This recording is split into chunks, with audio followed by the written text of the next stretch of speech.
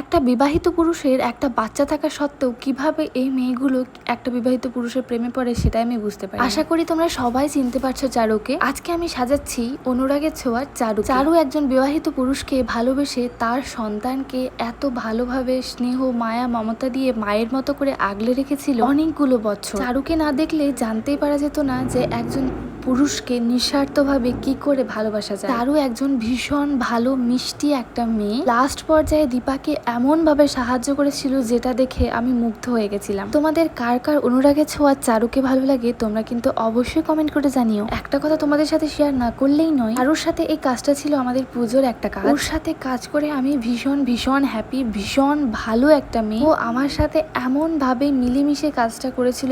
এত ভালো মিষ্টি মেয়ে, ওর কথা না বললেই নয়। খুব খুব খুব কিউট আর প্রচুর ভালো মনের একটা মানুষ। ও যখন থেকে আমি গেছি তখন থেকে আমার জগন্নাথের লকেটটার জন্য বলেই যাচ্ছিল আমার জগন্নাথের লকেটটা ওর ভীষণ পছন্দ হয়েছে। আর হবে নাই বা কেন, আমার প্রভুতে এতই সুন্দর যেই দেখে তারই পছন্দ হয়ে যায়। আমার এই লুকটা তোমাদের কেমন লাগলো তোমরা অবশ্যই কমেন্ট করে জানিও। সবাই ভালো থেকো, সুস্থ থেকো, পজিটিভ থেকো।